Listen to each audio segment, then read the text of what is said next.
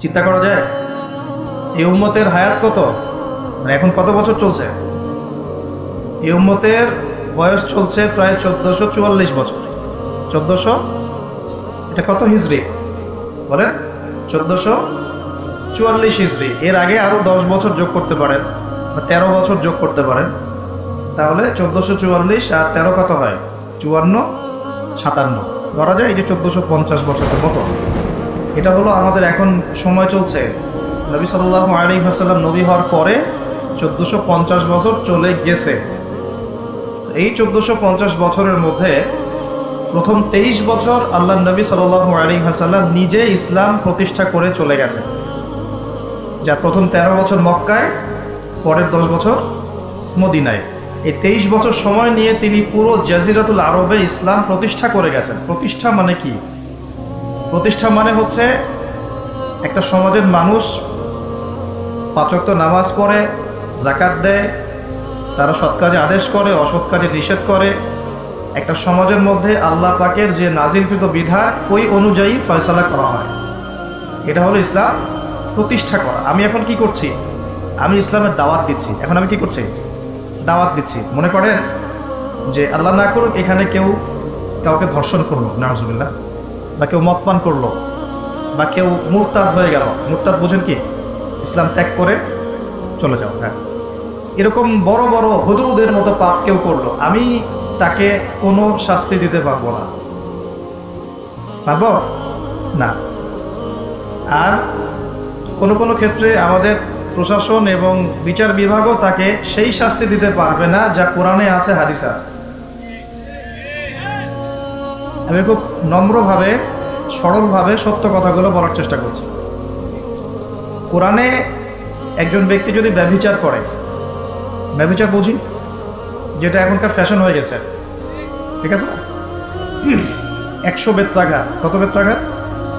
যদি অবিবাহিত হয়, যদি অবিবাহিত হয়, অবিবাহিতদের এই পরিসংখ্যান কত আল্লাহ ভালো জানে।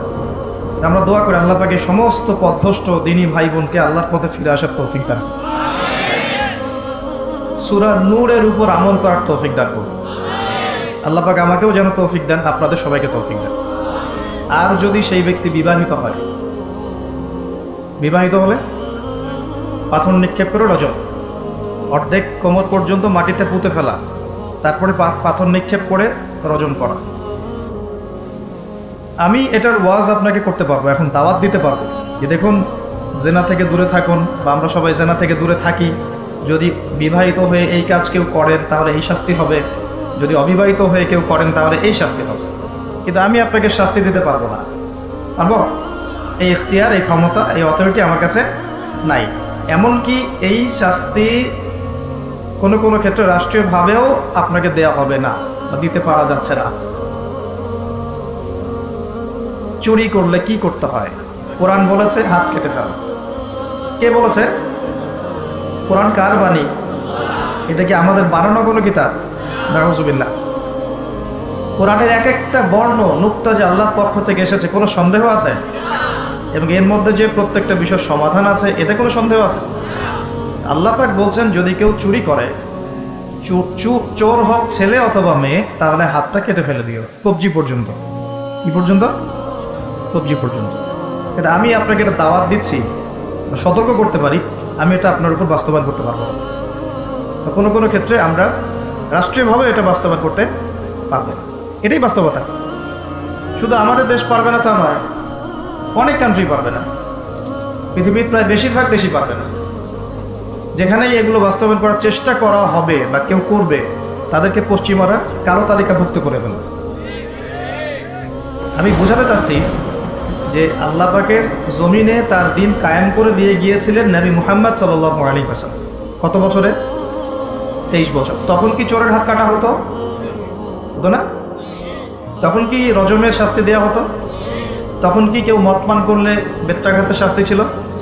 আচ্ছা, তখন কি কেউ মুরতাদ হয়ে গেলে মৃত্যুদণ্ডের শাস্তি ছিল? তখন কেউ যদি ধর্ষণ করত তাকে কি কতলের শাস্তি ছিল? হত্যার বদলে হত্যার শাস্তি ছিল, হাতের বদলে হাত, চোখের বদলে চোখ, কানের বদলে কান, দাঁতের বদলে দাঁত, এই শাস্তি ছিল। মানে নবী সাল্লাল্লাহু আলাইহি ওয়াসাল্লাম যেভাবে ইসলাম প্রতিষ্ঠা করে দিয়ে গিয়েছিলেন, তাতে ইসলামটা 100% আল্লাহর জমিনে প্রতিষ্ঠিত ছিল।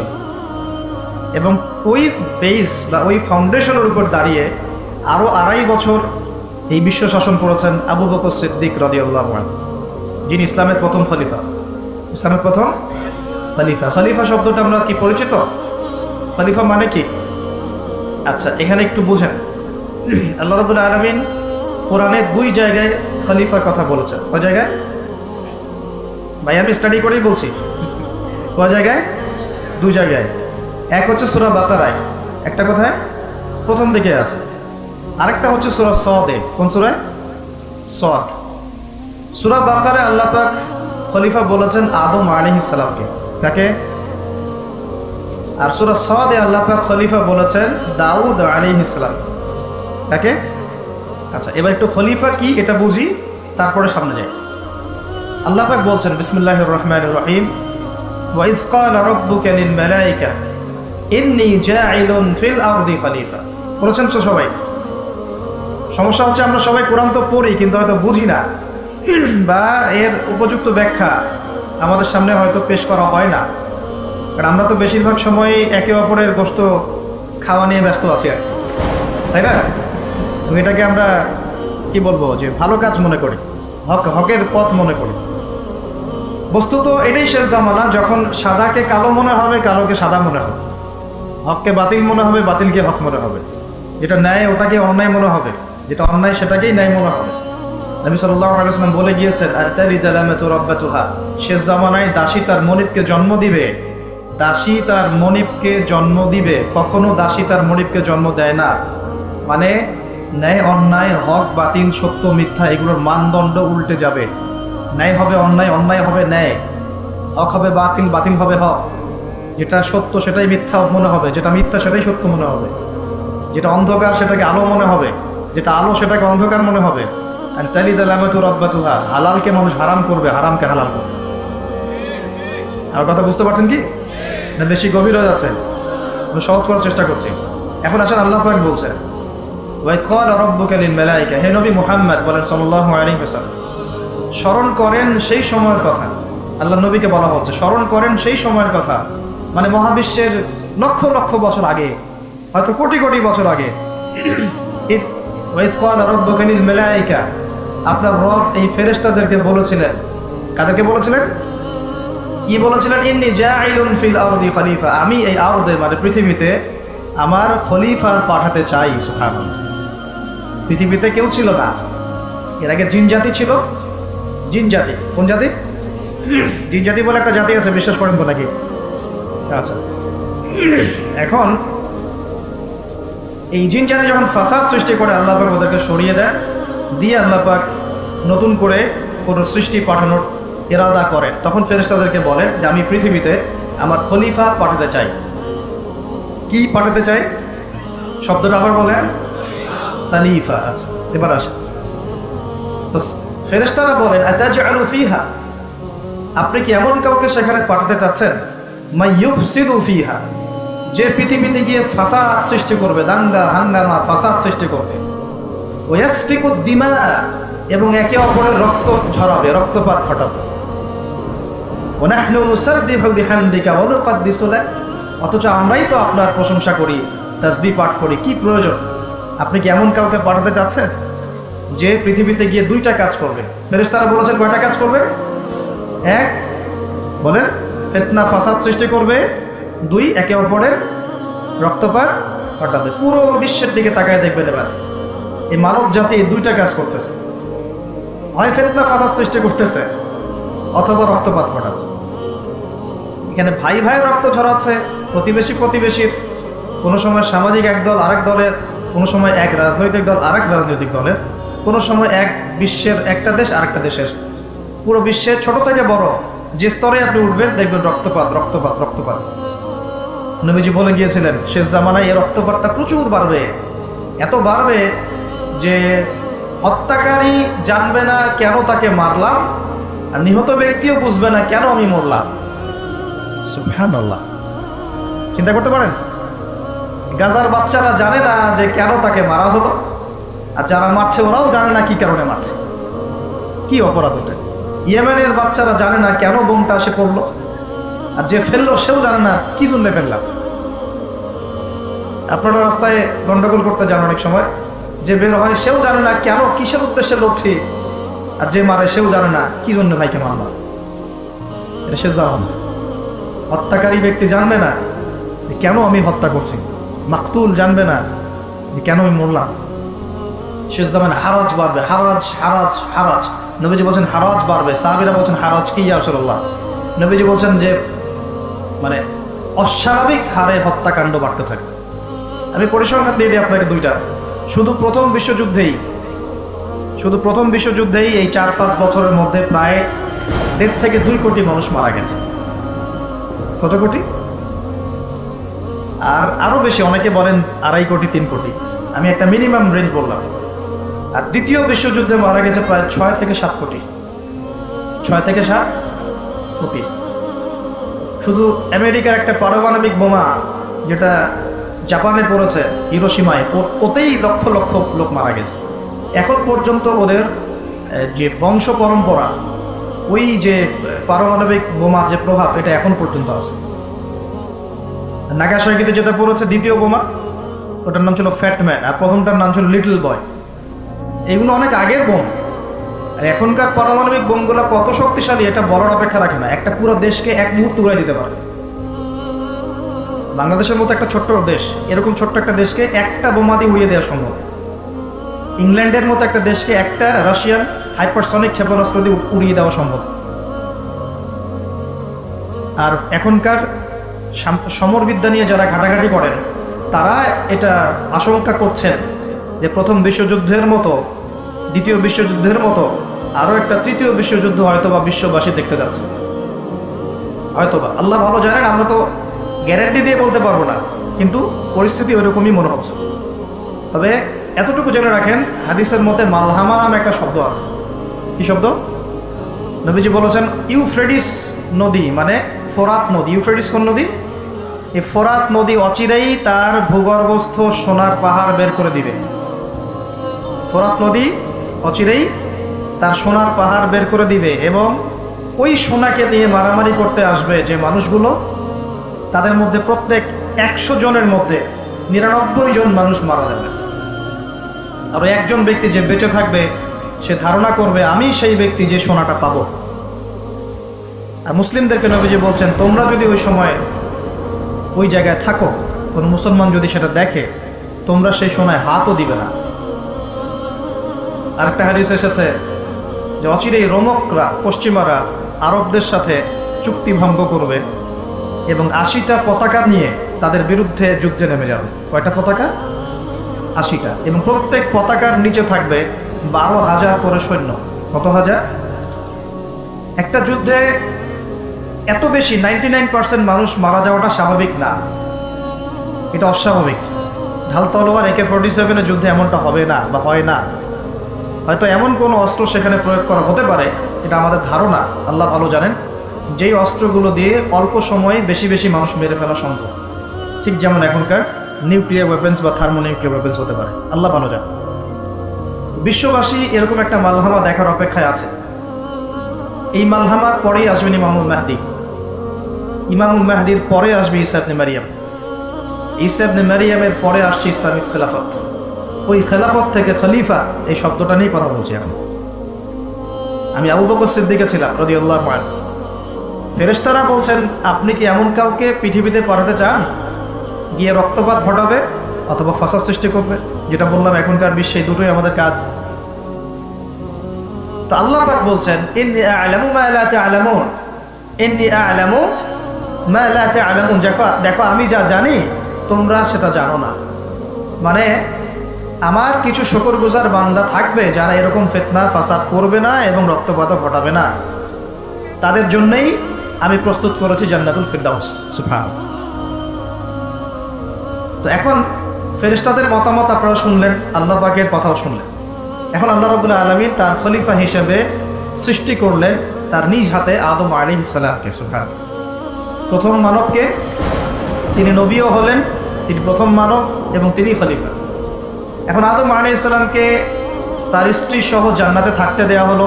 এই ঘটনা আপনারা জানেন। ইবলিস এসে প্ররোচিত করলো। তার আগে ইবলিসকে বলা হয়েছিল সেজদা করো, সবাই সেজদা করলো, ইবলিস করলো না, মনে আছে? এটা তো আপনারা জানেন, ওইদিকে আমি আর ওই জন্য সময় নষ্ট করছি না। ইবলিস সেজদা না করে কাফের হয়ে গেল। আর আদম আলাইহিস সালাম এবং হাওয়া আলাইহিস সালামকে জান্নাতে থাকতে দেয়া হলো, বলা হলো যে এখানে থাকো, কিন্তু ওয়ালা তাকরাবা হাদিহিশ শাজারা, এই গাছের কাছেও যাবে না।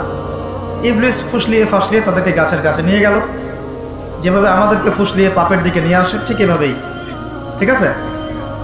এখন আমাদের পিতামাতা একটা ভুল করে ফেললেন। মানুষ মাত্রই কি হবে? আমাদের পিতামাতা ভুল করে ফেললেন। এটাই তো হাদিসের ব্যাখ্যা যে কুল্লু বনি আদম খাত্তা, প্রত্যেকটা বনু আদমেরই কি আছে? ভুল আছে। খায়রুল খাত্তাইন আত-তাওয়াবিন, যারা তওবা করে তারা হচ্ছে উত্তম ভুলকারী। তো আমাদের পিতা কিন্তু ভুলের উপর অটল থাকলেন না। ইবলিস যেমন তার মতে অটল থাকলো যে আমি সেজদা করি নাই তো কি হয়েছে, খালাকতানি মিন নার ওয়া খালাকতাহু মিন তিন, আমাকে সৃষ্টি করেছেন আপনি আগুন দিয়ে, ওকে সৃষ্টি করেছেন মাটি দিয়ে। এটা ইবলিসের চরিত্র। যে ভুলের উপর অটল থাকে, সংশোধন করে না, সে ইবলিসের অনুসারী। কথা বুঝতে পারছেন?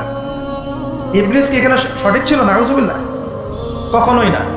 আল্লাহ পাক তাকে আদেশ করেছেন, আদম কিসের তৈরি সেটা তো দেখার দরকার নাই। আল্লাহ পাক আদেশ করেছেন, বাস তোমাকে সেজদা করতে হবে। এখন আমরা যেমন আল্লাহ পাকের আদেশের সামনে অনেক সময় এরকম দলিল উপস্থাপন করি, এটা কেন করবো, এটা কেন করবো, তাই না? পর্দা কেন করবো, নামাজ কেন করবো, যাকাত কেন দেওয়া লাগবে, এগুলো ইবলিসের চরিত্র। আর ইবলিস চ্যালেঞ্জ করলো আল্লাহকে, আল্লাহ পাক তাকে বের করে দিলেন, ফাখরুজ মিনহা ফাইন্নাকা রাজিম, এখান থেকে বের হও, তুমি অভিশপ্ত। ওয়া ইন্না আলাইকা লা'নাতা ইলা ইয়াউমিদ্দিন, কিয়ামত পর্যন্ত তোমার উপর লানত, অভিশাপ। ও আবার চালাক, সে বলল যে আমাকে কিয়ামত পর্যন্ত অবকাশ দিন, আনদিরনি ইলা ইয়াউমি ইউবআসুন, আমাকে কিয়ামত পর্যন্ত অবকাশ দিন। আল্লাহ পাক বলেন ইন্নাকা মিনাল মুনযারিন, যাও তুমি অবকাশপ্রাপ্তদের অন্তর্ভুক্ত একজন, ছেড়ে দিল তোমাকে, কিয়ামত পর্যন্ত হায়াত দেওয়া হবে। এবার সে বলছে ফাবিমা আগওয়াইতানি, হে আল্লাহ, যে আদমের জন্য আপনি আমাকে বের করে দিলেন, আমি চ্যালেঞ্জ করছি। এবার ইবলিসের চ্যালেঞ্জটাও মাথায় লিখে রাখেন, মাথায় লিখে রাখেন।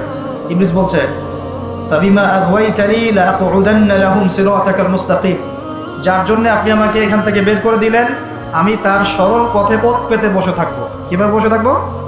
পথ পেতে। সুম্মা লাআতিয়ান্নাহুম মিন বাইনি আইদিহিম ওয়া মিন খালফিহিম ওয়া আন আইমানিহিম ওয়া আন শামাইলিহিম ওয়া লা তাজিদু আকসারাহুম শাকিরিন, আমি তাদের ডান দিক থেকে আসবো, বাম দিক থেকে আসবো, সামন থেকে আসবো, পিছন থেকে আসবো, আপনি বেশিরভাগ আদম সন্তানকে শুকরগুজার পাবেন। কে বললো এটা? ইবলিসের এই কথা সত্য না মিথ্যা বলে তো? এখন সত্য হয় নাই? কিভাবে সত্য সেটা একটা হাদিস থেকে দেখেন দলিল। আমি আর গভীরে ঢুকে যাচ্ছি। কিয়ামতের মাঠে আদম আলাইহিস সালাম, এই আদম আলাইহিস সালামই যখন উঠবেন, আদম আলাইহিস সালামকে আল্লাহ পাক ডেকে বলবেন তোমার সন্তানদের মধ্য থেকে জাহান্নামী জান্নাতি আলাদা করে দাও তো তুমি। তো আদম আলাইহিস সালাম বলবেন ইয়া আল্লাহ, কতজন জান্নাতি, কতজন জাহান্নামী? আল্লাহ পাক বলবেন প্রত্যেক 1099 জনকে জাহান্নামের জন্য আলাদা করে দাও। বলেন নাউজুবিল্লাহ। এই হাদিসটা শোনার পরে সাহাবায়ে কেরাম রাদিয়াল্লাহু আনহুম খুব বিচলিত হয়ে পড়লেন। তখন নবী সাল্লাল্লাহু আলাইহি ওয়াসাল্লাম আশ্বস্ত করলেন যে ওই যে 1% জান্নাতি দেখা যাচ্ছে, এগুলো উম্মতে মুহাম্মাদের মধ্যেই বেশি হবে ইনশাআল্লাহ। তবে কোন উম্মতে মুহাম্মাদি যে নামাজ পড়ে না, রোজা রাখে না, যাকাত দেয় না, শরীয়তের বিধিবিধানের কোনো পরোয়া করে না, কুরআনটা পর্যন্ত তেলাওয়াত করতে চাচ্ছে না, সেই উম্মতে মুহাম্মাদি কথা বলা হচ্ছে কি? নাকি যারা নিজেদের জান মাল সময় শ্রম সব কিছু ঢেলে দিয়ে দিনের জন্য নিজেকে নিবেদিত প্রাণ করে, কাদের কথা বলা হচ্ছে? এটা আপনারা নিজেরাই বোঝেন, এটা তো আমার বোঝানোর দরকার নেই। এখন বোঝেন তাহলে পার্সেন্টেজটা কত হবে? তো ইবলিসের কথা তাহলে সত্য হলো। ইবলিস কি বললো? ওয়ালা তাজিদু আকসারাহুম শাকিরিন, বেশিরভাগকে আপনি শুকরগুজার পাবেন না। আল্লাহ পাক নিজেও এই কথা বলেছেন সূরা সদের মধ্যেই, ওয়া কালিলুম মিন ইবাদিয়াশ শাকুর, আমার শুকরগুজার বান্দা খুব কম হবে। অন্য একটা জায়গাতেও আছে। এখন আল্লাহ রাব্বুল আলামিন আদম আলাইহিস সালাম আর হাওয়া আলাইহিস সালামকে জান্নাতে রাখলেন, তারা যে ফল খেয়ে ভুল করে ফেললেন, আল্লাহ পাক তখন তাদেরকে সাথে সাথেই বের করে দেন নাই, সাথে সাথে বের করে দেন নাই, বরং ফাতালাক্কা আদামু মির রাব্বিহি কালিমাত, আদম আলাইহিস সালাম আল্লাহর কাছ থেকে কিছু কালিমা বা বাক্য শিখে নিলেন। সুবহানাল্লাহ।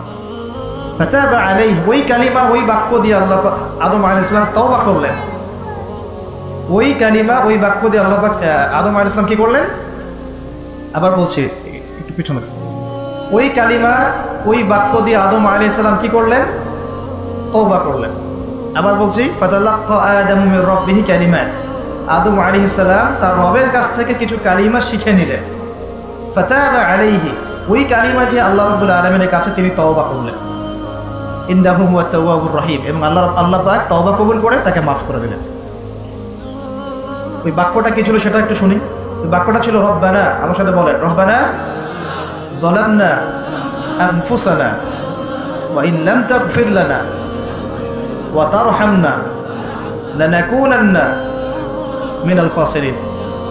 মানে অর্থ হচ্ছে, হে আমাদের রব, রব্বানা যালামনা আনফুসানা, আমরা নিজেদের নফসের উপর জুলুম করেছি, ওয়া ইন লাম তাগফির লানা, আপনি যদি আমাদেরকে মাফ না করেন, ওয়া তারহামনা, আমাদের উপর রহম না করেন, লানাকুনান্না মিনাল খাসিরিন, আমরা অবশ্যই ক্ষতিগ্রস্তদের অন্তর্ভুক্ত হয়ে যাব। এই কালিমা শিখলেন কে? আদম আলাইহিস সালাম তার রবের কাছ থেকে। এই কালিমা, এই দোয়া দিয়ে তিনি তওবা করলেন, আল্লাহ রাব্বুল আলামিন তাকে মাফ করে দিলেন। তবে তিনি বলে দিলেন আর জান্নাতে থাকা হচ্ছে না। কুল নাহবিতু মিনহা জামিআ, আল্লাহ বলছেন তোমরা এখন সবাই পৃথিবীতে নেমে যাও। ফাইম্মা ইয়াতিয়ান্নাকুম মিন্নি হুদান, নেমে যাও পৃথিবীতে, কিন্তু জেনে রেখো পৃথিবীতে আমার পক্ষ থেকে তোমাদের কাছে হেদায়েত যাবে। কি যাবে? হেদায়েত মানে আসমানি কিতাব, নবী রাসূল। আসমানি কিতাব, নবী রাসূল, এগুলো আসবে তোমাদের কাছে। ফামান কুল নাহবিতু মিনহা জামিআ ফাইম্মা ইয়াতিয়ান্নাকুম মিন্নি হুদান ফামান তাবিআ হুদায়া, যে আমার এই হেদায়েতের অনুসরণ করবে, ফালা খাউফুন আলাইহিম ওয়ালা হুম ইয়াহজানুন, তাদের কোনো ভয় নাই, কোনো দুশ্চিন্তা নাই। যেই জান্নাত থেকে গিয়েছো ওই জান্নাতে ফিরে আসবে ইনশাআল্লাহ। এটা একটা কথা। আর ওয়াল্লাযীনা কাফারু ওয়া কাযযাবু বিআয়াতিনা, কিন্তু যারাই আমার ওই হেদায়েতকে মিথ্যা প্রতিপন্ন করবে, অস্বীকার করবে, কুফরি করবে, ঠিক আছে, উলাইকা আসহাবুন নার, এরা হবে জাহান্নামের অধিবাসী, হুম ফিহা খালিদুন, এখানে তারা চিরস্থায়ী হবে। আল্লাহ পাকের বক্তব্য একদম সহজ সরল পরিষ্কার না? দুনিয়াতে যাচ্ছ যাও, এটা চিরস্থায়ী নয়। এই সময়টুকুর মধ্যেই আমার পক্ষ থেকে কি আসবে বলেন? হেদায়েত আসবে, মানে যুগে যুগে নবী রাসূল আসবেন, আসমানি কিতাব আসবে।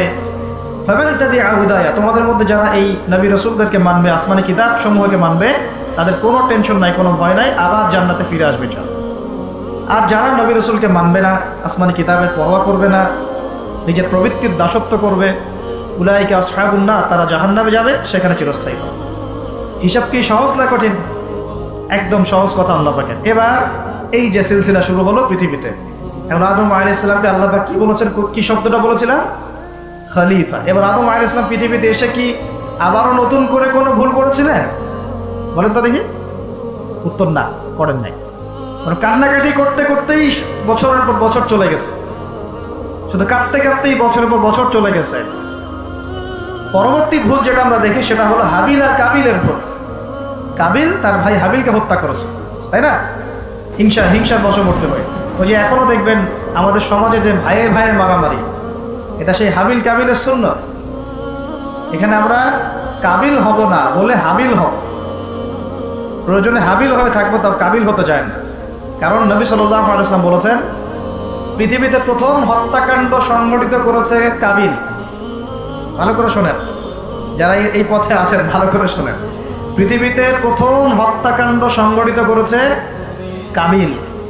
এ কারণেই কিয়ামত পর্যন্ত যত মানুষ খুন হবে, খুন, এই সমস্ত খুনের পাপের একটা অংশ কাবিলের আমলনামায় গিয়ে যুক্ত হবে। মনে করায় দেই, কাবিল একজন নবীর সন্তান। কার সন্তান? নবীর সন্তান। লূত আলাইহিস সালামের স্ত্রী একজন নবীর স্ত্রী।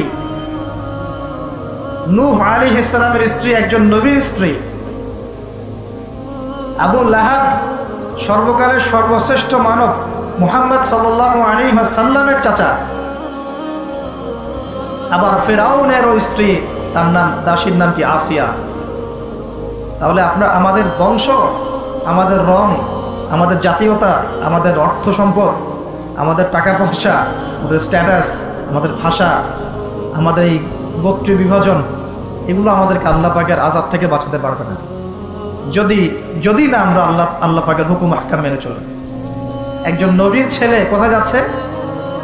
একজন নবীর স্ত্রী কোথায় যাচ্ছে? লূত আলাইহিস সালামের স্ত্রী কোথায় যাচ্ছে? আবু জাহেল কি আল্লাহ নবী সাল্লাল্লাহু আলাইহি ওয়াসাল্লামের চাচা ছিল না? আবু লাহাব কি চাচা ছিল না? তাহলে কিসের অহংকার? কিসের অহংকার, কিসের ফুটানি, কিসের গর্ব? শুধু তাকওয়াই পারবে আমাদের সেভ করতে, আর কিছু না। অনেক গভীর হয়ে যাবে, বের হয়ে আসেন। আদম আলাইহিস সালাম তার জীবদ্দশায় আল্লাহ পাকের জমিনে যতদিন থেকেছেন, তিনি কি আল্লাহর বিধান মেনেছেন না শয়তানের বিধান মেনেছেন? তার উপরে আল্লাহ পাক কিছু নাজিল করেন নাই? সহিফা নাজিল করেছেন, অবশ্যই করেছেন না?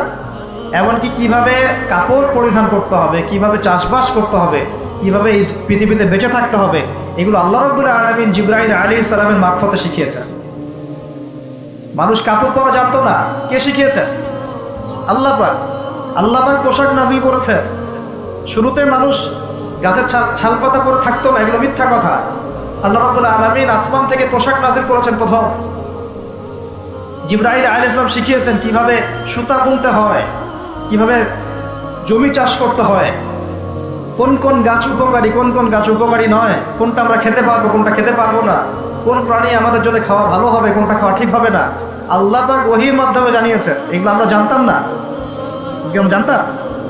এমনকি কোন গাছে ঔষধি গুণাগুণ আছে, এটা আদম আলাইহিস সালামকে কে জানিয়েছে? আল্লাহ পাক তার ওহীর মাধ্যমে জানিয়েছেন। এই যে আমরা এখন সভ্যতা নিয়ে এত কথা বলি, সত্যি কথা হচ্ছে সভ্যতা শুরু হয়েছে নবীদের হাতে, আর সভ্যতা প্রসারিত হয়েছে নবীদের হাতে, আর সভ্যতা শেষও হবে একজন নবীর হাতে। সেই নবীর নাম কি? ঈসা আলাইহিস সালাম। Very good. সেই নবীর নাম কিন্তু ঈসা ইবনে মারইয়াম। তার হাতে সভ্যতা শেষ হবে। ওইটা লাস্ট একটা সভ্যতা পৃথিবী দেখবে অচিরেই সামনে। এখন আসেন, আদম আলাইহিস সালাম ছিলেন আল্লাহ পাকের খলিফা, এবং তিনি পৃথিবীতে তার আল্লাহ পাকের বিধান দিয়ে নিজে চলেছেন, পরিবারকে চালিয়েছেন, ওই সময় সমাজকে চালিয়েছেন, এবং ওই সময় পৃথিবীটাকে তিনি আল্লাহ পাকের বিধান দিয়ে পরিচালিত করেছেন, অন্য কারো বিধান দিয়ে নয়, মন গড়া বিধান দিয়ে তো মোটেই নয়, এবং নিজের রচনাকৃত বিধান দিয়ে তো মোটেই নয়, নিজের প্রবৃত্তিগত অনুসরণ দিয়ে মোটেই নয়, বরং আল্লাহ পাকের পক্ষ থেকে যা এসেছে সেইটা তিনি ফলো করেছেন। এই অনুসরণটাকে নূহ আলাইহিস সালাম করেন নাই, ইব্রাহিম আলাইহিস সালাম করেন নাই, মুসা আলাইহিস সালাম করেন নাই, ঈসা আলাইহিস সালাম করেন নাই, দাউদ আলাইহিস সালাম করেন নাই, সুলাইমান করেন নাই আলাইহিস সালাম। আমাদের নবী মুহাম্মদ সাল্লাল্লাহু আলাইহি ওয়াসাল্লাম তিনি কি করেন নাই? আমার কথা কি বুঝতে পারছেন? তাহলে তারা কি অনুসরণ করেছেন পৃথিবীতে? আল্লাহ পাকের ওহীর বিধান। কিসের বিধান? ওহীর বিধান। এখন আসেন, আরেকজন নবীকে আল্লাহ পাক বলেছেন খলিফা, তার নাম কি বলেছিলাম শুরুতে? দাউদ। কোন সূরায় আছে এটা? সদের মধ্যে। এইখানে আল্লাহ পাক আরো স্পষ্ট করে বলেছেন একজন খলিফার দায়িত্ব কি। খুব মনোযোগের সাথে শুনবেন। উপযুক্ত পরিবেশ বলা হচ্ছে বলে আলোচনাগুলো করছি, আপনারা খুব সুন্দরভাবে বসে আছেন, আমি কথা বলতে খুব কমফর্ট ফিল করছি।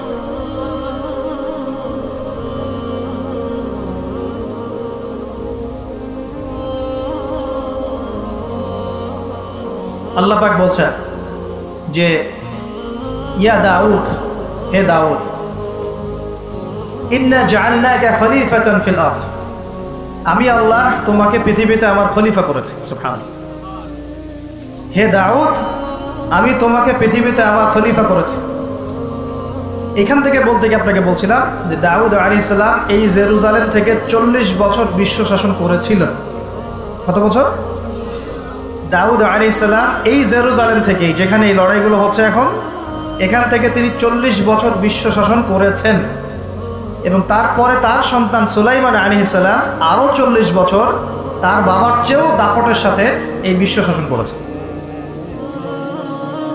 এবং তারা ছিল তখন মুসলিম। তারা ছিল তখন কি? মুসলিম।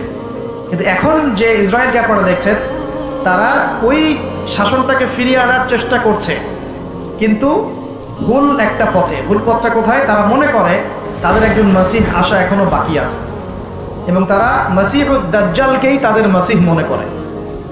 আল্লাহ পাক তাদের মাসিহ পাঠিয়েছিলেন, সেই মাসিহের নাম হচ্ছে ঈসা আলাইহিস সালাম, কিন্তু তারা নিজেরা তাদের মাসিহকে চিনতে ভুল করে হত্যার চেষ্টা করেছিল। তারা নবীদেরকে হত্যা করা জাতি, এমনকি তারা আমাদের নবী মুহাম্মদ সাল্লাল্লাহু আলাইহি ওয়াসাল্লামকেও হত্যার চেষ্টা করেছে একাধিকবার। তারা মাসিহ ঈসা আলাইহিস সালামকে হত্যার চেষ্টা করেছিল, আল্লাহ পাক তাকে উঠিয়ে নিয়েছে, এবং তাদেরকে পরীক্ষা ফেলে আল্লাহ পাক মাসিহুদ দাজ্জালকেই তাদের কাছে মাসিহ মনে করিয়ে দিয়েছে। এখন তারা দাজ্জালের জন্য তাদের প্ল্যাটফর্মটা রেডি করছে। এ কারণেই এই সংঘাতগুলো আপনারা দেখছেন। দাজ্জালের কনসেপ্টটা না বুঝতে পারলে এখনকার জিও পলিটিক্সটা বুঝতে পারবেন না। ইউনাইটেড নেশনস আপনাদেরকে জিও পলিটিক্স বোঝাতে পারবে না। জিও পলিটিক্সটা বুঝতে হলে দাজ্জালের কনসেপ্ট লাগবে।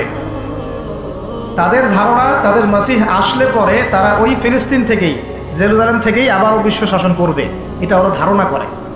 এই ধারণায় তারা বিগত 100 বছর থেকে কাজ করে যাচ্ছে। কত বছর থেকে? এবং কাজ করতে করতে করতে করতে এখন দেখেন কি অবস্থা। প্রায় বেশিরভাগ জায়গায় তারা দখল করে ফেলেছে। তারা রাজনীতি নিয়ন্ত্রণ করে ফেলেছে, তারা রাষ্ট্র গঠন করে ফেলেছে, তারা রাজধানী পর্যন্ত ঘোষণা করেছে, তারা অর্থনীতি নিয়ন্ত্রণ করে ফেলেছে, তারা ব্যাংকিং ব্যবস্থা নিয়ন্ত্রণ করে ফেলেছে, ব্যবসা বাণিজ্যের বড় বড় সেক্টর নিয়ন্ত্রণ করে ফেলেছে, প্রযুক্তিগুলো নিয়ন্ত্রণ করে ফেলেছে, অস্ত্রশস্ত্রগুলো মজুত করে ফেলেছে। এখন তারা যা ইচ্ছা তাই করতে পারে। এই কাজগুলো তারা কেন করছে এটা আপনারা বুঝতে পারছেন না। কেন তারা হাসপাতালে বোম মারবে? কেন শিশুদেরকে হত্যা করবে? কেন নিরীহ ফিলিস্তিনিদেরকে এখান থেকে উৎখাত করবে? কেন? আপনার তো একটা কুকুরের গায়ে লাথি মারতে মায়া লাগে, মায়া লাগে না? কিন্তু কিভাবে নির্দয়ভাবে এই কাজগুলো তারা 100 বছর থেকে করতে পারছে? কারণ তারা মনে করে তারা সঠিক কাজ করছে। তারা মনে করে যে তারা এই জায়গার মূল মালিক, এই জায়গার মূল মালিক তারা এটা মনে করে। এবং তারা নীলনদ, মিশরের নীলনদ থেকে ফরাত নদী পর্যন্ত পুরো জায়গাটাকে হোলি ল্যান্ড মনে করে, পবিত্র জায়গা মনে করে। এবং তারা মনে করে যে আল্লাহ পাক তাদেরকে ওই জায়গাটা দিয়েছে, এই জায়গায় ফিলিস্তিনিদের থাকার কোনো অধিকার নাই। এই কারণেই তারা মুসলমানদের উপর বিগত এই 70-80 বছর থেকে, বলা যায় প্রায় 100 বছর থেকে, কারণ 1914 সালে তারা ঢুকেছে, এখন 2023 সাল চলছে, এই পুরো সময়টা জুড়ে তারা যে নির্বিচার বাড়িঘর দখল করা, জমি দখল করা, ধর্ষণ, শিশু হত্যা, ভাইদেরকে কারাগারে নিক্ষেপ করা, নির্বিচার হত্যাযজ্ঞ, এগুলো কেন চালাচ্ছে? কারণ তারা মনে করে ওই জায়গাটা তাদের, এবং তারা মনে করে যে তাদের মাসিহ আসা মাত্রই তারা ওইখান থেকে বিশ্বটাকে শাসন করবে। এবার কি মিলাতে পারছেন বিষয়টা কোন দিকে যাচ্ছে? এবং সত্যি কথা বলতে কি, তাদের মাসিহ, তারা যাকে মাসিহ মনে করে, সেই মাসিহুদ দাজ্জাল সত্যি সত্যি সেখান থেকে আসবেও এবং ইহুদিদেরকে নিয়ে সে বিশ্ব শাসন করবেও। দাজ্জাল আসবেও এবং ইহুদিদেরকে নিয়ে সে বিশ্ব শাসন করবেও। এটা আমাদের নবী সাল্লাল্লাহু আলাইহি ওয়াসাল্লাম বলে গেছে। এটা হবে সর্বশেষ জালেমদের শাসন, সর্বশেষ। এবং কত দিন শাসন করবে সেটাও নবীজি বলে গিয়েছেন সাল্লাল্লাহু আলাইহি ওয়াসাল্লাম। আল্লাহ নবী বলে গিয়েছেন সে শাসন করবে 40 দিন। কতদিন? যার প্রথম দিনটা হবে 1 বছরের সমান, অলৌকিক না বিষয়টা? দ্বিতীয় দিনটা হবে 1 মাসের সমান, তৃতীয় দিনটা হবে 1 সপ্তাহের সমান, বাকি দিনগুলো হবে আমাদের দিনের মতো। পৃথিবীর সামনে এটা অপেক্ষা করছে, পৃথিবীর সামনে এটা আসা অপেক্ষা করছে মাত্র। এই যে ওদের দৌরত্ব আপনি দেখছেন জায়নিস্টদের, এটা এমনি এমনি না। এই যে পশ্চিমা মদত, আমেরিকার সাহায্য, ব্রিটেনের সাহায্য, পুরো পশ্চিমা বিশ্বের সাহায্য, এত শক্তি, এত তারপর তারা দেখাচ্ছে, যা ইচ্ছা তাই করে ফেলছে। ইচ্ছা হলে 200টা বাচ্চাকে মেরে ফেললাম, কেউ বলার কিছু নাই। আশপাশে আরব কান্ট্রিগুলো তাকায় তাকায় ফুটবল খেলা দেখছে, ঠিক আছে? সবাই সর্বোচ্চ এতটুকু বলতে পারে আমরা নিন্দা জানাই, আমরা এর তীব্র প্রতিবাদ জানাই, দেখছো এতটুকু। আরবের তেল সব নিয়ন্ত্রণ করে ফেলেছে, আরবের চতুর্পাশে তার প্রতিবেশী রাষ্ট্র স্থাপন করেছে এবং প্রত্যেকটা রাষ্ট্রে সে মুনাফিকদেরকে বসিয়ে দিয়েছে। এত এত কিছু কিভাবে করতে পারছে? কি মনে হয় আপনাদের কাছে? এমনি এমনি নয়, এর সাথে মাসিহুদ দাজ্জালের একটা গভীর সম্পর্ক আছে। এবং দাজ্জাল এই ইহুদিদেরকে নিয়েই বিশ্ব শাসন করবে, নবী সাল্লাল্লাহু আলাইহি ওয়াসাল্লাম বলে গেছে। আর এই ইহুদিরা নবীর যুগে কি হালে ছিল? বনু কুরাইজা, বনু কাইনুকা, বনু নাজির, এই 3টা কওমের সাথে আল্লাহ নবী নিজে সশস্ত্র যুদ্ধ করেছেন, করে ওদেরকে বের করে দিয়েছেন মদিনা থেকে। তারপর তারা খায়বারে গিয়ে আশ্রয় নিয়েছে। আলী রাদিয়াল্লাহু আনহু এই খায়বারও বিজয় হয়েছে। সবাইকে বের করার পরে নবীজি ইন্তেকালের কয়েকদিন আগে বলে গিয়েছিলেন, বাকি যারা আছে অবশিষ্ট, এদেরকে তোমরা এই জাজিরাতুল আরব থেকে বের করে দিও। কে বলে গিয়েছিলেন? এখন তার উম্মত দেখেন কি অবস্থা। চারপাশে বসে, ওই জেরুজালেমের চারপাশে আরব রাষ্ট্র রহম আছে, বসে বসে তামাশা দেখছে। 100 বছর হয়ে গেল। তো আমি এই জায়গা থেকে এখানে আসছি, ওইখান থেকেই দাউদ আলাইহিস সালাম বিশ্ব শাসন করেছিলেন। আল্লাহ পাক তাকে বলছেন খলিফা। কি করেছিলেন তিনি? আল্লাহ পাক তাকে বলছেন, ইয়া দাউদ, একটু মনোযোগের সাথে শোনেন, হে দাউদ, ইন্না জাআলনাকা খলিফাতান ফিল আরদ, আমি আল্লাহ তোমাকে এই জমিনে খলিফা করেছি। সুবহানাল্লাহ। এবং ওই জমিন বলতে কিন্তু এখন জেরুজালেম, আর তোমার এখানে কিন্তু ওই বাইতুল মুকাদ্দাস, তিনি ওখান থেকেই বিশ্ব শাসন করেছিলেন। তোমার দায়িত্ব কি হে দাউদ, তোমার কাজটা কি? ফাহকুম বাইনান নাসি বিল হক, সূরা সাদ করে দেন। তোমার কাজ হচ্ছে মানুষের মাঝে, অনুসারী জনগণের মাঝে তুমি ন্যায় বিচার প্রতিষ্ঠা করবে। কি করবে? তার মানে একজন যে কেউ, একজন মেম্বার হোক, একজন চেয়ারম্যান হোক, একজন এমপি হোক, একজন মন্ত্রী হোক, একজন পিএম হোক, যাকে আল্লাহ পাক যেখানে দায়িত্ব দিবেন, খলিফা হিসেবে তার কাজ কি বলতো?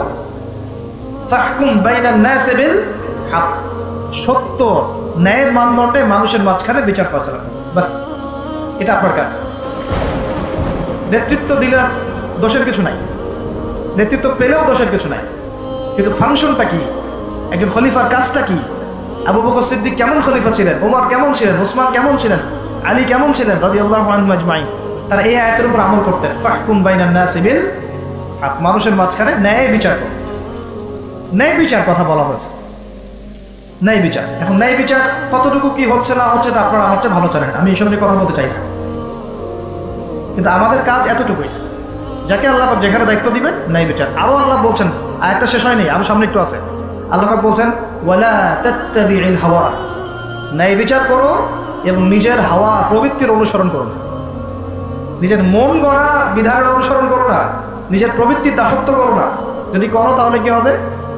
ইউদিল্লাকা আন সাবিলিল্লাহ, তাহলে আল্লাহ পাকের এই সরল পথ থেকে ওই প্রবৃত্তির অনুসরণ তোমাকে বিচ্যুত করে দিবে। কার কথা এগুলো? আল্লাহর কথা।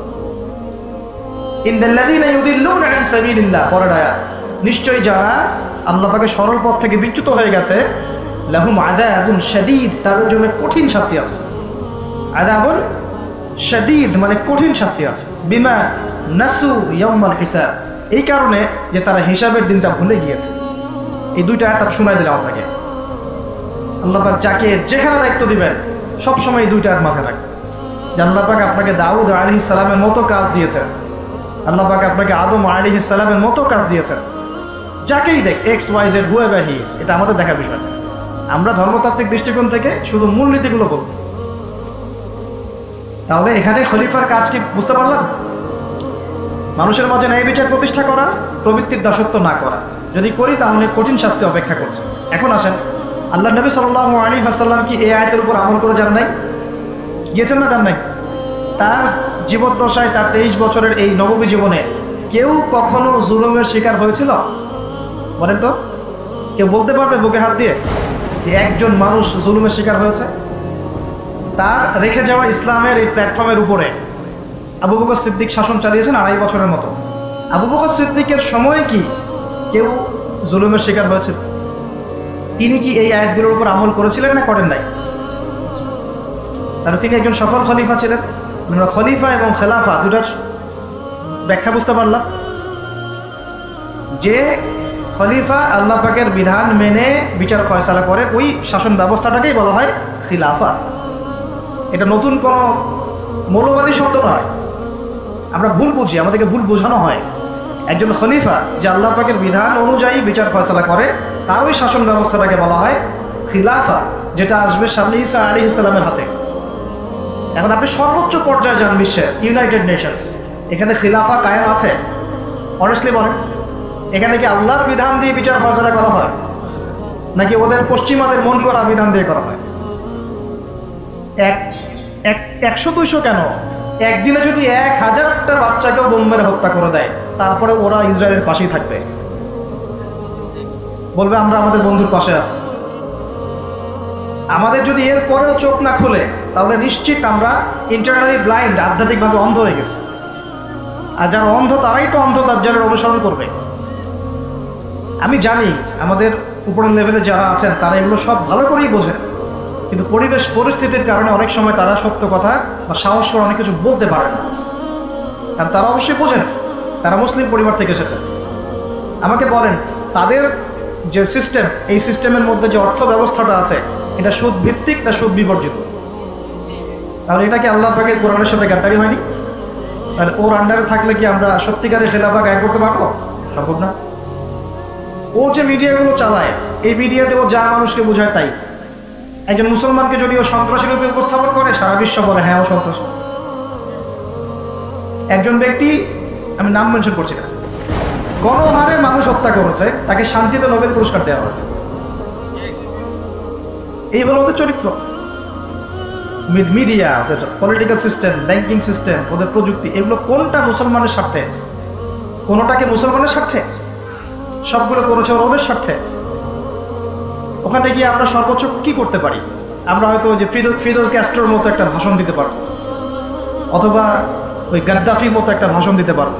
যারাই সেখানে দাঁড়িয়ে লম্বা লম্বা লেকচার দিয়েছে, গরম গরম বক্তব্য দিয়েছে, ওদের সবাইকে হয় মেরে দেওয়া হয়েছে, না ওদের ক্ষমতাচ্যুত করা হয়েছে। আমাদের চোখ কবে খুলবে? এটা একটা কুফরি শক্তি। এটা এই পৃথিবীর সবচেয়ে বড় শিরক, সবচেয়ে বড় তাগুত, সবচেয়ে বড় কুফর। এর গোড়ায় গিয়ে আমাদেরকে আঘাত করতে হবে, এবং সেই আঘাতটা আমরা করতে পারবো না, আমরা জানি। সে আঘাতটা করবে ইমামুল মাহদী এবং ঈসা আলাইহিস সালাম। আমি জানি আমরা কিছু করতে পারবো, এবং আমি আপনাকে করতেও বলছি না কিছু, ভবিষ্যৎটা বলে দিচ্ছি ইনশাআল্লাহ। এই বৈশ্বিক এই শিরক আর কুফর তাগুতের গোড়ায় সে করে আঘাতটা করবে কে? ইমামুল মাহদী এবং ঈসা আলাইহিস সালাম। তারপরে আবার জেরুজালেম থেকে বিশ্ব শাসন হবে ইনশাআল্লাহ। তখন প্রত্যেকটা মুসলমানের হক অধিকার রক্ষা করা হবে। তখন মুসলমানরা এইভাবে মাথা নত করে বাঁচবে না, মাথা উঁচু করে বাঁচবে ইনশাআল্লাহ। এত সহজ যে মুসলিম বাচ্চাদেরকে বোম্বাই হত্যা করে ফেললো। আমি আপনাদেরকে দলিল দিলে রাত 2টা-3টা বেজে যাবে। একজন সাহাবীর হত্যার প্রতিশোধ নেওয়ার জন্য নবী সাল্লাল্লাহু আলাইহি ওয়াসাল্লাম 30,000 সৈন্যবাহিনী রেডি করে রোমানদের বিরুদ্ধে যুদ্ধ করতে পাঠিয়েছে। কজন সাহাবী? আবার একজন দিনী বোন, মুসলিম রমণী মহিলা সাহাবীর ইজ্জতের বিনিময়ে পুরা বনু কুরাইজার সাথে নবী যুদ্ধ করেছেন। নবী একজন রাষ্ট্রদূত পাঠিয়েছিলেন, খ্রিস্টানরা ওই রাষ্ট্রদূতকে হত্যা করেছিল। ওই একজন সাহাবীকে হত্যার প্রতিশোধ নেওয়ার জন্য আল্লাহ নবী সাল্লাল্লাহু আলাইহি ওয়াসাল্লাম মুতার যুদ্ধে চলে গিয়েছে। কি মনে করেছে মুসলমানদেরকে ওরা যা ইচ্ছা তাই করবে? যখনই মুসলিমরা ইসলামের পক্ষে কথা বলার চেষ্টা করে অথবা শক্ত অবস্থান দেখানোর চেষ্টা করে, ওরা কয়েকটা অস্ত্র প্রয়োগ করে, স্যাংশন দিয়ে দিব, তারপরে কি করব, টাকার মান কমিয়ে দিব, ভিসা বাতিল করে দিব। অনেক সমস্যা ওদের কাছে। এরকম 70 থেকে 72টা অস্ত্র থাকে, একটা একটা করে প্রয়োগ করে। স্যাংশন একটা অস্ত্র, ভিসা একটা অস্ত্র, টাকার মান ইনফ্লেশন হবে একটা অস্ত্র, ঋণ দেওয়া বন্ধ করে দেবো একটা অস্ত্র, IMF এর লোন দিব না একটা অস্ত্র। এরকম অস্ত্র শেষ নাই। এগুলো আপনারা সবাই বুঝবেন না, পলিটিশিয়ানরা বুঝবেন। এই শক্তিটা, এই পুরো পশ্চিমাদের এই পুরো শক্তিটা, আমি বলছিলাম তাদের মধ্যে ভালো মানুষ না, এটা বলছি না। এটা যারা নিয়ন্ত্রণ করে তাদের নাম জায়নিস্ট। তারা কারা? এই জায়নিস্টরা কখনোই মুসলমানদের স্বার্থে কাজ করবে না। কশ্চিন কালেও তারা এই মুসলিম বাচ্চাদের রক্তের বদলা নিবে না। কশ্চিন কালেও তারা আমাদের এই ভাই বোনদের জীবনের মূল্য দিতে পারবে না। তারা আমাদের পক্ষে অবস্থান নিবে না। হাজার হাজার মুসলিমকে মেরে ফেলার পরেও তারা ওদেরই পক্ষে অবস্থান নিবে। এমনকি যে এগুলো নিয়ে কথা পর্যন্ত বলবে তাকেও গুপ্ত হত্যা করে হত্যা করতে পারে। দ্য সিক্রেটস অফ জায়নিজম বইটা পড়ে দেখেন, হেনরি ফোর্ডের লেখা। উনি নিজেও ওদের একজন ছিলেন, বের হয়ে এসেছেন, পরে সৎপথে এসে বইটা লিখেছেন। বইটা পড়ে দেখেন, পড়াশোনা করেন। আমাদেরকে চোখ কান খোলা রেখে চলতে হবে। আমি এই মূল জায়গা থেকে আস্তে আস্তে শেষের দিকে আসতেছি, একটু মনোযোগ ধরে রাখেন। এটা হলো খেলাফা এবং খলিফার ফাংশন। এখন আবু বকর সিদ্দিক কি এটা আমল করে দেখেন নাই? উমর ইবনুল খাত্তাব তার 10 বছরের শাসন, কত বছর? এই 10 বছরে আপনি একজন মানুষ দেখান যে অনাহারে মারা গেছে বা দারিদ্র সীমার নিচে ছিল, বা ওই 10 বছরে একজন মুসলিম বোনের ইজ্জত হানি করা হয়েছে, একটা বাচ্চাকে হত্যা করতে পেরেছে, বা একজন মুসলিম ভাইকে অন্যায়ভাবে হত্যা করেছে, বা শুধু মুসলমানদের উপরে গরম গরম কথা পর্যন্ত বলেছে, একটা দলিল খালি দেখা 10 বছর আপনি দেখাতে পারবেন না। বরং মানুষ চাকরি ছেড়ে দিচ্ছে এসে, ইয়া আমিরুল মুমিনিন, আমার কোর্টে তো মামলাই আসে না, আমাকে অযথা বেতন দেন কেন? এই যে বর্তমান রাষ্ট্র ব্যবস্থার কাঠামো, এটা ওমর রাদিয়াল্লাহু আনহু দিয়েছেন। তার জীবনী পড়ে দেখেন, ইতিহাসগুলো পড়ে দেখেন। এখন এই 10 বছর যদি এভাবে চালানো যায়, তাহলে আমরা কেন এখন দুর্বল হচ্ছি? আরো সামনে যান, ওই 10 বছরে ওমর রাদিয়াল্লাহু আনহু এই বাইতুল মুকাদ্দাসও জয় করেছিলেন, মনে আছে? উটের পিঠে তিনি একবার চলেছেন, তারপর ভিত্তকে উঠিয়েছেন। ওটা নিয়ে কাজী নজরুল ইসলাম কবিতা লিখেছিলেন। এগুলো তো এখন নাই। কবিতাটা, এটা তো আমিরুল মুমিনিন কবিতা ছিল না একটা আগে, ওটা তো এখন আপনারা পড়তে পারেন না। কেন পড়তে পারেন না এটা আপনারা বুঝবেন।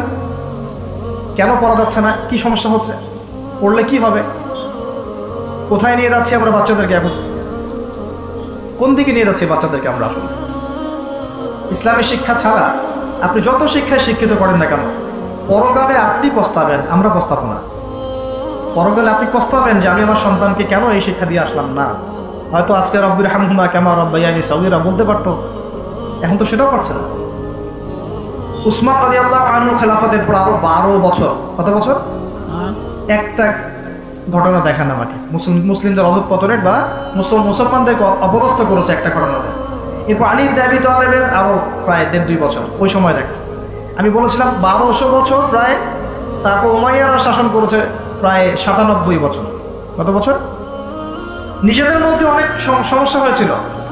যেমন এখন আমাদের সবাই মুসলিম ভাই, পলিটিক্যালি নিজেদের মধ্যে সমস্যা হয় না, এরকম সমস্যা হয়েছিল উমাইয়া খেলাফতে, উসমান রাদিয়াল্লাহু আনহুর সময়ও, আলী ইবনে আবি তালেবের সময়ও।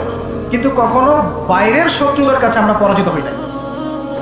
মানে আমার ঘরে কি সমস্যা আছে আমি সেটা ঘরে বুঝবো। ভাইয়ের সাথে ভাইয়ের সমস্যা হচ্ছে, ওকে ঠিক আছে, হাতাহাতি হয়েছে, মারামারি হয়েছে, অস্ত্র নিয়ে মুখোমুখি হয়েছি, এটা আমার ঘরের সমস্যা। কিন্তু বহির্বিশ্বে মুসলমানদের উপর চোখ রাঙিয়ে কথা বলেছে এমন একটা জাতি খুঁজে পাওয়া যায় না। 97 বছর উমাইয়ারা করেছে। তারপরে আব্বাসীয়রা এসেছে, আব্বাসীয়রা এসে প্রায় 550 বছর চালিয়েছে। কত বছর? এর পর আসছে মামলুক, তারপরে ফাতেমিরা, ওইদিকে কর্ডোবাতে ছিল ইসলামিক খেলাফত, ওই আন্দালুসিয়ায়, এখনকার স্পেন, ইতালি, এগুলো সব আমাদের ছিল। তারপরে সালাহউদ্দিন আইয়ুবী রাহিমাহুল্লাহ আইয়ুবী শাসন এসেছে। তারপরে জেঙ্গিদের শাসন এসেছে। মোগলদেরটা জানেন আপনারা, আফগানদেরটা জানেন, এমনকি হিন্দুস্তান পর্যন্ত দেখেন নাই? এটা পুরো আমাদের আওতাভুক্ত ছিল এক সময়, ইংরেজরা আসার আগ পর্যন্ত। এভাবে বিশ্ব এগিয়ে গেছে ইসলামের হাত ধরে। কখনো কাউকে জোর করে ফোর্স করে মুসলমান করানো হয় নাই, কখনো কোনো অমুসলিমের অধিকার খর্ব করা হয়নি। এবং একজন অমুসলিম যদি আমাদের আন্ডারে থাকতো, তার অধিকার সবার আগে নিশ্চিত করা হয়েছে। যাকাত সবাই প্রদান করত, সালাত আদায় করত, সবাই কোরআনওয়ালা ছিল, ওলামায়ে কেরামদেরকে সম্মান করা হতো, মসজিদ মাদ্রাসা করে তোলা হয়েছিল, সুদ ছিল না, মানুষ হালাল খেত, এবং মুসলিমদের একটা ঐক্যবদ্ধ সামরিক শক্তি ছিল। আস্তে আস্তে আস্তে আস্তে বিগত বেশি দিন না, আমার স্টাডি হচ্ছে বিগত মাত্র 100 থেকে 150 বছর, লাস্ট 100 থেকে 150 বছরে আমাদের পুরো টেবিলটাই উল্টে গেছে। মনে এক্স্যাক্টলি উসমানী খেলাফতের পতনের সময় থেকে 1914 সালে এটা পতন ঘটেছে, প্রথম বিশ্বযুদ্ধের সময়।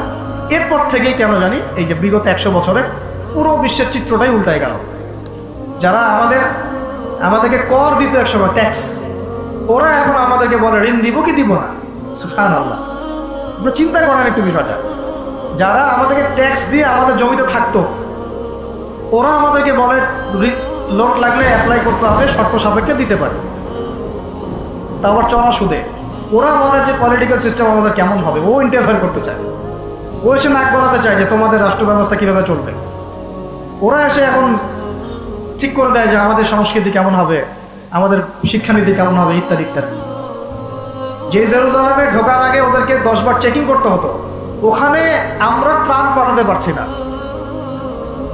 ওখানে আমরা মুসলমানরাই আমাদের ভাইকে ত্রাণ পাঠাতে পারছি না। নির্বিচারে মানুষ মারছে, কিন্তু আমরা গিয়ে প্রতিহত করতে পারছি না, আমরা ফোর্স পাঠাতে পারছি না।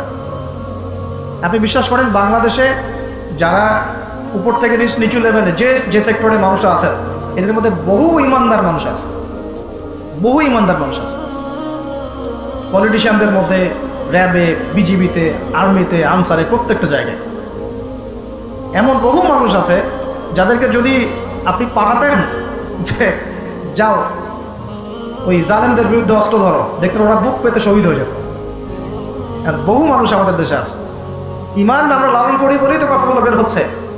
আমাদের জায়গা, আমাদের জমি, আমাদের ভাই, আমাদের বোন, আমাদের বাচ্চাকে মেরে শেষ করে ফেললো, আমরা সামান্য প্রতিবাদটুকু করতে পারছি না। প্রতিবাদ করার প্ল্যাটফর্মটা কোথায়? জাতিসংঘে যেতে হবে। জাতিসংঘে গিয়ে প্রতিবাদ করে লাভটা কী হবে? ও বলবে যে আমি তার পাশে আছি, সবশেষে ও 2-3টা মিত্র বানায় নেবে। বাংলাদেশের মতো ছোট একটা দেশ যে পরিমাণ সাহস দেখিয়েছে, ওখানে আরবের বড় বড় মুসলিম রাষ্ট্রগুলো সেই সাহস দেখাতে পারে। কিসের ওয়াইসি নাটক, সার্কাস মনে হয় এগুলাকে। 110-20 জন বসবে, খ্যাপসা খাবে, খ্যাপসা আর ওই যে কি ফাহাম, এগুলো খাবে বসে বসে, কোকাকোলা পান, কোকাকোলা, স্প্রাইট। শেষমেশ সবাই মিলে একটা সিদ্ধান্তে আসলো যে নিন্দা জানানো দরকার, নিন্দা জানাই। কেন নিন্দা জানাই? আরবের জনগণ তো খেপে যাবে, জনগণ তো ইমানদার, জনগণ বলবে যে আপনারা কিছু করেন না কেন, ওদেরকে দেখানোর জন্য মিটিংটা আয়োজন করুন। আজ পর্যন্ত কি পদক্ষেপটা নিয়েছে?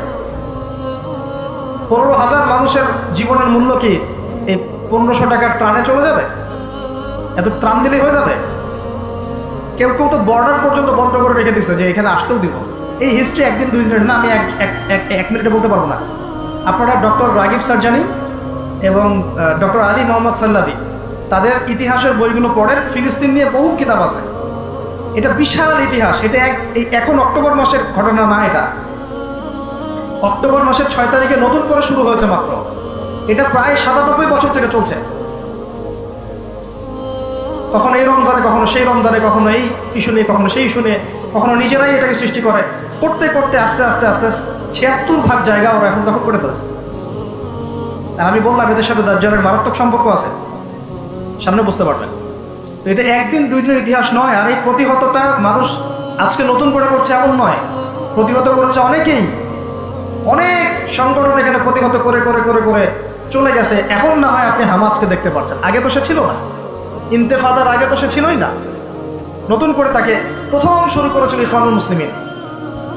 তার আগেও ওই যে কাসসাম ব্রিগেড, আপনার নাম শুনেছেন, ইজউদ্দিন কাসসাম, উনি প্রথম শুরু করেছিলেন 1935 সালের দিকে।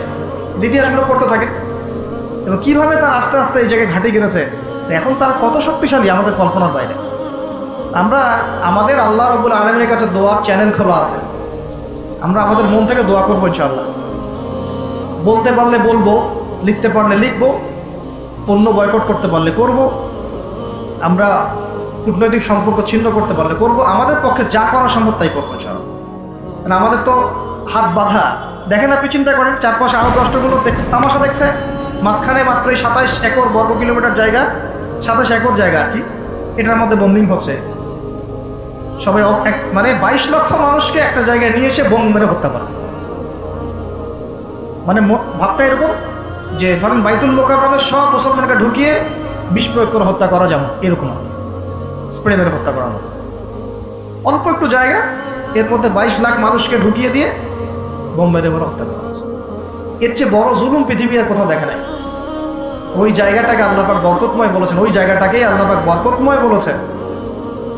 কেন? ওই জায়গা থেকে আল্লাহ পাক বেশি বেশি শহীদ কবুল করছেন, সুবহানাল্লাহ। এটাও বোঝেন, ওই জায়গা থেকে বেশি বেশি শহীদ আল্লাহর কাছে যাচ্ছে এবং তারা জীবিত, তারা জান্নাতে আছেন এখন ইনশাআল্লাহ। তবে শেষ করে দিই একটা হাদিস দিয়ে।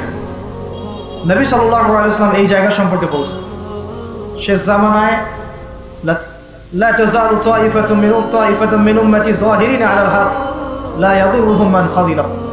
আল্লাহ নবী সাল্লাল্লাহু আলাইহি ওয়াসাল্লাম বলছেন, আমার উম্মতের একটা দল, সবাই না, একটা দল চিরদিন হকের উপর থাকবে, তারা যুদ্ধ করতে থাকবে। বিরোধিতাকারীরা তাদের কোনো ক্ষতি করতে পারবে না দুর্ভিক্ষ ছাড়া। কি ছাড়া? এই যে এখন বুঝতে পারছেন, দুর্ভিক্ষ ছাড়া, পানি নাই, খাবার নাই। বিরোধিতাকারীরা ওদের কোনো ক্ষতি করতে পারবে না দুর্ভিক্ষ ছাড়া। এবং তার সাহাবীরা জিজ্ঞাসা করছেন, ইয়া রাসূলুল্লাহ, তারা কোন এলাকায় যুদ্ধটা করবে? নবীজি বলছেন যে বাইতুল মুকাদ্দাস ওয়া মা হাওলাহা, বাইতুল মুকাদ্দাস এবং তার চারপাশে। আরেকটা জায়গা আসছে যে ফিল দিমাশক, মানে যে সিরিয়ার দামেস্ক এবং তার চারপাশে। নবীজি বলছেন সর্বশেষ এই দলটা দাজ্জালের সাথেও যুদ্ধ করবে। তো এই দিকে পৃথিবী যাবে। এখন আমরা আজকে সংক্ষিপ্ত আলোচনায় এতটুকু বোঝানোর চেষ্টা করলাম। দেখুন, আমরা পৃথিবীতে এমনি এমনি আসি নাই, আল্লাহ পাকের খলিফা হয়ে এসেছে। আল্লাহ পাকের খলিফার কাজ নিজে আল্লাহ পাকের বিধান মেনে চলা, তারপরে সবার আগে আমার পরিবারকে মানানোর চেষ্টা করানো। যদি পরিবার মানে আলহামদুলিল্লাহ, যদি না মানে দাওয়াত দেয় আমার কাজ এতটুকু পর্যন্ত। আর যদি আমার সন্তান হয় তাহলে তাকে আমি ফোর্স করতে পারি, চাপ দিতে পারি, কিন্তু আমি আমার পিতাকে তো চাপ দিতে পারবো না, আমার মাকে আমি চাপ দিতে পারবো না, দাওয়াত দিতে পারবো, আমার স্ত্রী সন্তানদেরকে আমি চাপ দিতে পারবো। তো খলিফা নিজেও হবো, নিজের পরিবারের মধ্যেও সেই খলিফার সুন্নতগুলো থাকবে। তারপরে আমি আমার সাধ্যমতো সমাজে এটার প্রচার প্রসার ঘটাবো। আল্লাহ পাক যদি কবুল করেন, বড় পরিসরেও খিলাফা কায়েম হবে ইনশাআল্লাহ। আর আল্লাহ পাক যাকে যেখানে দায়িত্ব দিবেন তার মনে রাখা উচিত হবে তিনি হচ্ছেন এই পৃথিবীতে আদম আলাইহিস সালামের সন্তান। তিনি এই পৃথিবীতে ওই দাউদ আলাইহিস সালামের রোল প্লে করছেন। এরপরে তার সাধ্য অনুযায়ী সে ইসলাম কেন্দ্রিক সমাজ গঠনের চেষ্টা করবে। যদি না পারে বা প্রতিবন্ধকতা থাকে, ওজোর আপত্তি আল্লাহর কাছে পেশ করবে। আর যদি একেবারে অস্বীকার করে, কুফরি করে, তাহলে তার শাস্তি আল্লাহ পাক তাকে দিবেন। আর সর্বশেষ কথা হলো, এই খিলাফার বদৌলতেই 4 খলিফার যুগ থেকে, এই যে আমি আপনাকে 1914 সাল পর্যন্ত দেখালাম, এই মুসলিম বিশ্ব দাপনের সাথে মাথা উঁচু করে বেঁচেছিল। আর বিগত 100 বছরে যখন এগুলো আস্তে আস্তে উঠে গেছে, তেমনই হয়েছে, তখন আস্তে আস্তে পুরো টেবিলটাই উঠে গেছে। সত্যি কথা বলতে, পুরো ওয়ার্ল্ডের যত বড় বড় অস্ত্রশস্ত্র সেগুলো ওদের হাতে। ওটার দাপট আপনাকে ভয় দেখায়, বা সবচেয়ে বড় পাওয়ার। তারপরে প্রযুক্তিগুলো ওর হাতে, মিডিয়াগুলো ওর হাতে, ওদের হাতে। অর্থনৈতিক সিস্টেম, সুদভিত্তিক ব্যাংকিং সিস্টেম ওদের হাতে। যতগুলো নাম বলে না, federal reserve, IMF, world bank, সব ওদের। তো এখন এই অবস্থাতে বিশ্বটা চলছে, এটা কি চিরস্থায়ী হবে? উত্তর হচ্ছে না, এটা চিরস্থায়ী হবে না। আজকে হোক আর কালকে হোক আর 100 বছর পরেই হোক, এটা চিরস্থায়ী হচ্ছে না ইনশাআল্লাহ।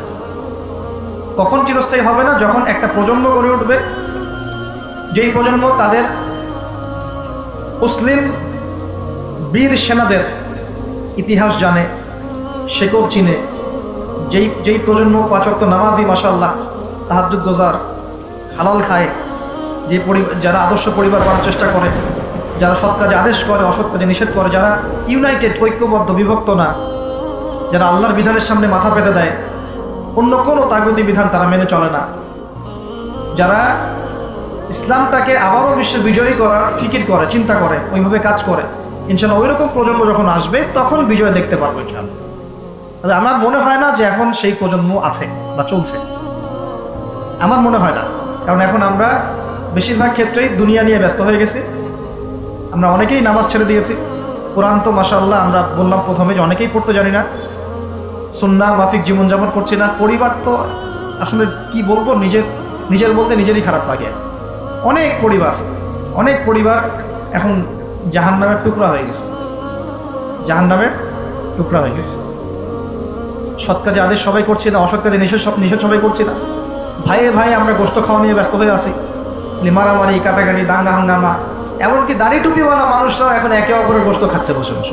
অনেকেই কে কার ভুল ধরতে পারবে, কে কাকে অপদস্থ করতে পারবে, কে কাকে জাতির সামনে ছোট করতে পারে, এগুলোই মনে হচ্ছে আমাদের কাজ। অথচ আমরা মূল লক্ষ্য থেকে কোথায় সরে গেলাম, মূল লক্ষ্যটা থেকে কত দূরে সরে গেলাম। আল্লাহ পাক আমাদেরকে সেই মূল বিষয়গুলো বোঝার তৌফিক দান করুন। ঘরের পাশে আগুন লাগলে কি ভাই আপনি এখানে ভাই তর্ক করবেন? আগুন আগে নিয়ে ভাববেন। পুরো বিশ্বে আগুন জ্বলে গেছে, আগুন জ্বলছে পুরো বিশ্বে। তারা অঘোষিত ক্রুসেড রচনা করেছে, অঘোষিত, ঘোষণা দিয়ে রচনা করা নেই, ভিতরে অঘোষিত ক্রুসেড রচনা করেছে। ওরা একটা জিনিসই চিনে যে লা ইলাহা ইল্লাল্লাহ কালিমা কে পড়ে ওকেই ধরতে হবে। ওদের চিন্তা এরকম। সবার না, আমি বলছি ওদের মধ্যে সবাই খারাপ তা বলছি না, কিন্তু জায়নিস্টদের কথা বলছি। আপনাকে দেখবেন আপনি শিয়া না সুন্নি, আপনি আহলে হাদিস না হানাফি, আপনি শাফিঈ না হাম্বলি, আপনি বাংলাদেশি না পাকিস্তানি, এগুলো কিছু দেখতে আসবে না। ওরা শুধু চিনে একটা কালিমা লা ইলাহা ইল্লাল্লাহ মুহাম্মাদুর রাসূলুল্লাহ। যারাই করছে এদেরকে ধরো, টার্গেট করো। তারা মুসলিম এবং ইসলামকে মিটিয়ে ফেলতে চায়। আল্লাহ পাক কোরআনে এটা বলেছেন, ইউরিদুনা লিইউতফিউ নূরাল্লাহি বিআফওয়াহিহিম। তারা আল্লাহ পাকের এই নূর মানে কোরআন, হাদিস, ইসলাম, এটাকে মুখের ফুৎকারে নিভিয়ে ফেলতে চায়। আল্লাহ বলছে আল্লাহু ইউতিম্মু নূরাহ, কিন্তু আল্লাহ পাক তার নূরকে প্রজ্বলিত করবেন। ওয়ালাউ কারিহাল কাফিরুন, যদিও এই কাফেররা এটা পছন্দ করে না। এটা প্রজ্বলিত করার দায়িত্ব আল্লাহ পাকই নিয়েছেন। কখন হবে? 2-3টা আয়াত বলে শেষ করে দেই খালি। আল্লাহ পাক বলেছেন ইন তানসুরুল্লাহ ইয়ানসুরকুম, তোমরা যদি আল্লাহকে সাহায্য করো, তোমরা যদি আল্লাহর দ্বীনকে সাহায্য করো, তাহলেই আল্লাহ তোমাদেরকে সাহায্য করবে। এমনি সাহায্য নামবে না। এই যুগটা আবরাহার যুগ না, যে আবরাহা হস্তি বাহিনী নিয়ে হেঁটে যাবে আর আসমান থেকে পাখি আসবে ঝাঁকে ঝাঁকে, আবাবিল তৈরন আবাবিল নেমে আসবে। এটা সেই যুগ না। এখানে আপনাকে আপনার রিজিকের ফয়সালা যেমন নিজেকে করতে হয়, কাজ করতে হয় না, আকাশ থেকে মান্না সালোয়া পড়ে রিজিক আল্লাহ দেন, কাজ আমাকে করতে হয়। ঠিক একইভাবে দ্বীন প্রতিষ্ঠার ক্ষেত্রে ওইভাবেই কাজ না করলে আল্লাহ রাব্বুল আলামিন আসমান থেকে বিজয় দিবেন না। ইন তানসুরুল্লাহ ইয়ানসুরকুম, তোমরা যদি আল্লাহকে সাহায্য করো তবেই আল্লাহ তোমাদেরকে সাহায্য করবে। ওয়া ইউসাব্বিত আকদামাকুম, তোমাদের পা আল্লাহ পাক সুদৃঢ় করে দিবেন ইনশাআল্লাহ। সুবহানাল্লাহ। আরো বলেছেন আল্লাহ পাক, ইন্নাল্লাহা লা ইউগাইয়িরু মা বিকওমিন, আল্লাহ পাক কোনো কওমের অবস্থা ততক্ষণ পরিবর্তন করেন না, শুনে না, আল্লাহ পাক কোনো কওমের অবস্থা ততক্ষণ পরিবর্তন করে না হাত্তা ইউগাইয়িরু মা বিআনফুসিহিম, যতক্ষণ না তারা নিজেরা নিজেদের অবস্থা পরিবর্তনের চেষ্টা করছে। আল্লাহ পাকের কথার উপর কোনো কথা নাই, এর উপর কোনো ওয়াজি নাই, আমাদের কথাটা কিচ্ছু না, আল্লাহ পাকের কথার উপর কোনো কথাই নাই। ইন তানসুরুল্লাহ ইয়ানসুরকুম, তোমরা আল্লাহকে সাহায্য করো, আল্লাহর দ্বীনকে সাহায্য করো, আল্লাহ তোমাদেরকে সাহায্য করো। ওয়া ইউসাব্বিত আকদামাকুম, পা শক্ত করে দিবেন ইনশাআল্লাহ, কেউ টলাতে পারবে না। আর ইন্নাল্লাহা লা ইউগাইয়িরু মা বিকওমিন, মনে রেখো আল্লাহ পাক কোনো কওমের অবস্থা, কোনো জাতির অবস্থা ততক্ষণ পরিবর্তন করেন না যতক্ষণ না হাত্তা ইউগাইয়িরু মা বিআনফুসিহিম, যতক্ষণ না তারা নিজেরা নিজেদের অবস্থা পরিবর্তনের চেষ্টা করছে। আর সর্বশেষ কথা আল্লাহ পাক বলছেন, ওয়া ইন তাতাওয়াল্লাউ, যদি তোমরা মুখ ফিরায় চলে যাও, তোমরা যদি মুখ ফিরিয়ে উল্টা দিকে চলা শুরু করো, যেমনটা আমরা করছি আর কি এখন, তাহলে আল্লাহ কি করবেন? আল্লাহ বলছেন ইয়াস্তাবদিল কওমান গায়রাকুম, আল্লাহ তোমাদের সবাইকে সরিয়ে দিবেন। বলে নাউযুবিল্লাহ। ইয়াস্তাবদিল কওমান গায়রাকুম, আল্লাহ পাক তোমাদের সবাইকে সরিয়ে দিয়ে নতুন কওম নিয়ে আসবেন। সুম্মা লা ইয়াকুনু আমসালাকুম, তারা তোমাদের মতো হবে না, তারা তোমাদের মতো অপদার্থ হবে। কিভাবে সরাতে পারেন? এক মহামারীতে সরাতে পারেন, পারেন না? এক ভূমিকম্পে সরাতে পারেন, 5-6 মাত্র ভূমিকম্প হলেই শেষ, ঢাকা শেষ, একদম 60% মানুষ দেখবেন ডেড। তাহলে কিসের বড়াই, কিসের? আল্লাহ পাকের কোরআনের আয়াতগুলো থেকে আমরা শিক্ষা নিব না? ওয়া ইন তাতাওয়াল্লাউ ইয়াস্তাবদিল কওমান গায়রাকুম সুম্মা লা ইয়াকুনু আমসালাকুম। সর্বশেষ আল্লাহ পাক বলেছেন, ইয়া আইয়ুহাল্লাযীনা আমানু, হে মুমিনগণ, ইসবিরু, তোমরা সবর করো, ইসবিরু ওয়া সাবিরু ওয়া রাবিতু, তোমরা সবর করো, সবরে প্রতিযোগিতা করো এবং তাকওয়া অবলম্বন করো, এবং তোমাদের আখের গোছাও, তোমরা প্রস্তুতি নাও, তোমরা এসব বিজয়ের প্রস্তুতি নাও, লাআল্লাকুম তুফলিহুন, যাতে করে তোমরা সফল হতে পারো। আল্লাহ পাক আমাদের সবাইকে আলোচনা বোঝার তৌফিক দান করুন। আল্লাহ পাক আমাদের সবাইকে তার জমিনে তার খলিফা হওয়ার তৌফিক দান করুন। সেই সোনালী যুগের ইসলাম আবার ফিরিয়ে আনার তৌফিক দান করুন। আল্লাহ পাক ইসলামটাকে আমাদের কাছে বোঝার তৌফিক দান করুন। যারা ইসলামের বিকৃত ব্যাখ্যা করে, এইসব ব্যাখ্যা থেকে আল্লাহ পাক আমাদেরকে হেফাজত করুন। আল্লাহ পাক ইসলামের নামে সব ধরনের উগ্রপন্থা থেকে আমাদেরকে হেফাজত করুন, এবং একই সাথে ইসলামের নামের সব ধরনের শিথিলতা থেকে আল্লাহ পাক আমাদেরকে হেফাজত করুন। আল্লাহ পাক আমাদেরকে মধ্যমপন্থী জাতি বানায় দেন, আপোষের সমস্ত টন্দল আল্লাহ মিটায় দেন, এবং আমাদের যুব সমাজকে কোরআনওয়ালা বানায় দেন, সুন্নাহওয়ালা বানায় দেন, আমাদের পরিবারগুলোকে আল্লাহ পাক জান্নাতের টুকরা বানায় দেন। আল্লাহ পাক আমাদের সন্তানদেরকে মানুষ করার তৌফিক দান করেন। আসন্ন সেই বিজয়ে আল্লাহ পাক আমাদেরকে অংশ নেওয়ার তৌফিক দান করেন। দ্বীনের জন্য জানমাল ব্যয় করে, জানমাল সময়শ্রম যা আছে আল্লাহর জন্য ঢেলে দেওয়ার তৌফিক দান করেন। أقول قولي هذا أستغفر الله لي ولكم ولسائر المسلمين. بارك الله لنا ولكم بالآيات الحكيم. إنه تعالى جواد كريم رؤوف رحيم. বসেন, মুখতাসার দোয়া হবে ইনশাআল্লাহ। সুবহানাকা আল্লাহুম্মা ওয়া বিহামদিকা আশহাদু আন লা ইলাহা ইল্লা আনতা আস্তাগফিরুকা ওয়া আতুবু ইলাইক। আসসালামু আলাইকুম।